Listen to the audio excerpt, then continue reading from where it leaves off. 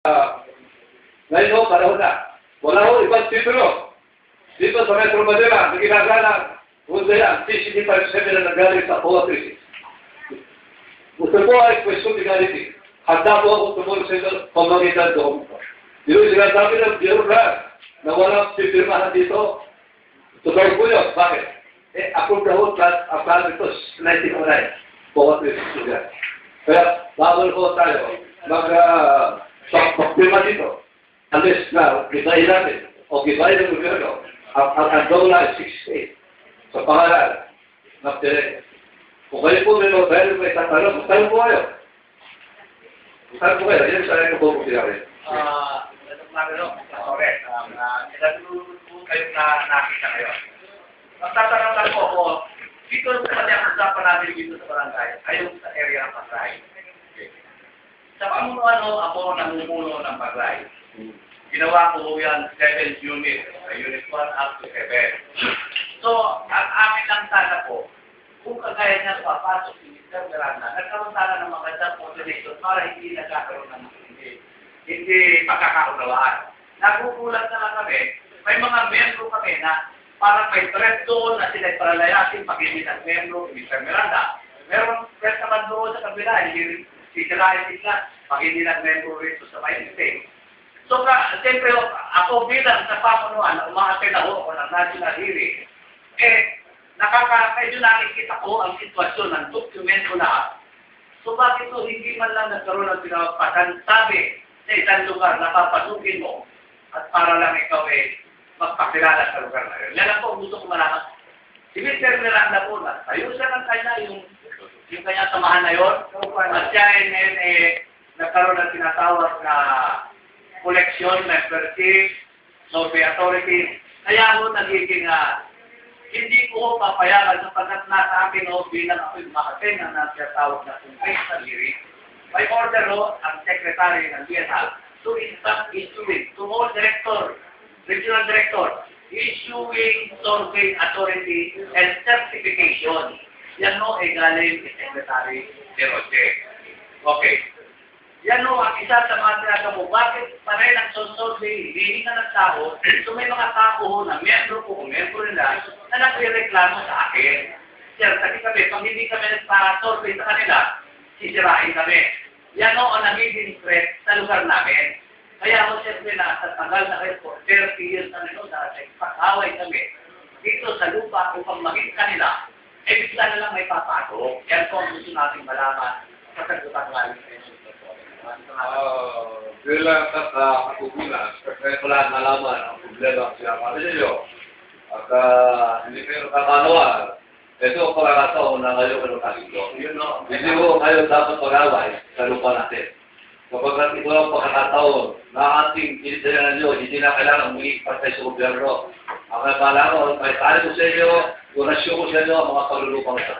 Opo, kasi kaya lang po nagiging ganito ang reaksyon ng aking pamunuan. Pagkat ako'y tumahabos sa aking balita, na sila ay nagkaroon ng dami. Galing po ako sa servisyo, alam ko gumalaw kung paano. Nagtayo ko sila para sumupa ng isang lugar. Ang tayo ng tao, siyempre normal marami akong miyembro. Umabot sa akin na, pailan natin ang kaso si Manlana sa NBI para mawala rito. Hindi ko pwedeng mauga sa kinatatayuan ko sapagkat ang pinaglalaban ko katotohanan at may tako ko sa akin. Yan lang po akin. Kamay ko ako ng habang buhay. Ito kayo maniniwala sa ating Panginoon Diyos. Ang isang lupang kinabibili ka na bahagi na tinatawag ko lupang pangako. Ito ang lupang tinatawag na sa spiritual. Ito ang talong personal. Kung kaya hindi tayo dapat mag-usap sa pag-away, sa pagkatubig ka manalag. Ito ang pagkakataon na mabigyan natin ng lupa ang lahat ng mahirap na walang bayad. Ito po. Ito po, galing sa ito, kayo po ang nagmamahal ng lupa, ito yung pamamahagi. Subalit, meron tayong tinatawag obligasyon sa ating katayuan bilang mamamayan. Papalakad natin ang tinatawag individual sourcing. Paano ho yan magiging inyo? Sa salita lang kung hindi na dokumento. Kailangan natin mag-approve ng survey individually.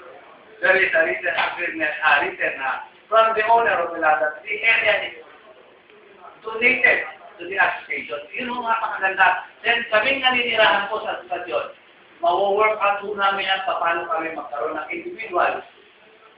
Tinatawag natin kung pala sa panganak and birth certificate na matiiwan sa mga anak. Yan ang po naman ang hinihingi namin. Hindi yung bigla lang papasok dyan, gugulatin na sa area, pupuntahan doon. Eh, siyempre kami dito na nagsibelo. Alam ko namin na mayroong may-ari na lugar na yan.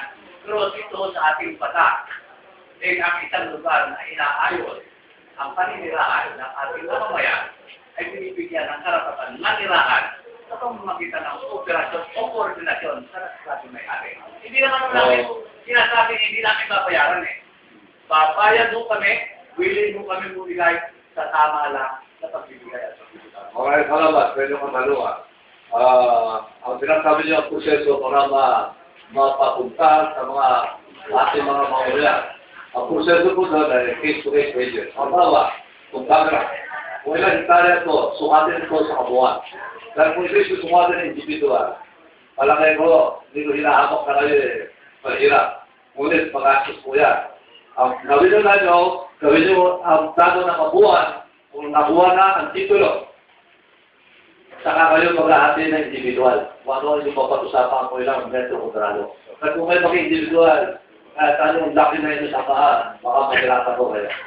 Ang proseso niyan, government tayo magkasundo ng donasyon, o anong ori, what other kind of conveyance, ay illuminate ko ang lupa sa inyo, sukatin ng kabuuan, by splitting. Split ko, yung plano ko, ibabawa sa inyong plano doon sa aking plano, sa ako.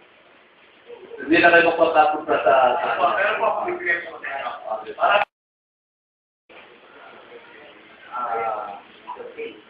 Congress 13. Ito, lumabas ko kasi sa Proposition 1637, ang Lane of All. Nasa Namria Map. Nagkaroon po kami rito sa pamamagitan ng aming asosasyon. Samahan namin ay nakisan tulong po kami sa ating wala pa po kami nakikita claimant before. So nagkaroon mo ng pagkakataon na kalabatan mo ng Memorandum Order 7274, Executive Order 153, 154. Yan po ay ginawang ngipin upang tumatas ng tinatawag Proclamation 1637 na ibigay ng Marcos noon sa mga informal settlers. Dito ho sa pamamagitan ng tinatawag deliberasyon, makikipagpulong sa nasyonal, nagkaroon noon ng Memorandum Agreement ang House, ang HALCI at ang DNR. Sa panahon po ni Mike Defensor. Napirmahan po ito ni Secretary Romulo upang maaprubahan ang tinatawag na pagpuproseso na mabigay sa may-ari at sa mga tao ang paninirahan nila. So, nagkaroon mo ng gastuhan ang national government kung mamagitan ng Department of Budget Management. Nagkaroon po ng sinasabi nyo kanina na kailangan pasukat.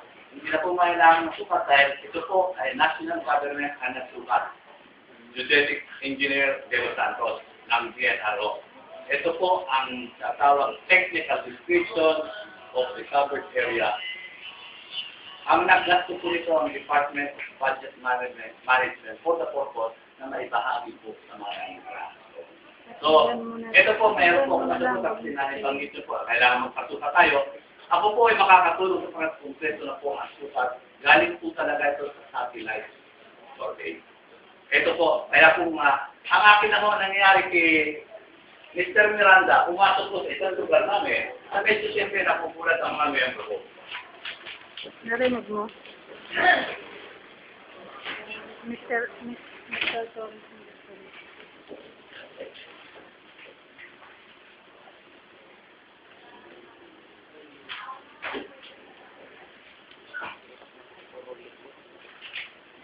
Po ay magpasalamat sapat na nakatulong din ang ating pamalaan hinggil sa pagsusukat.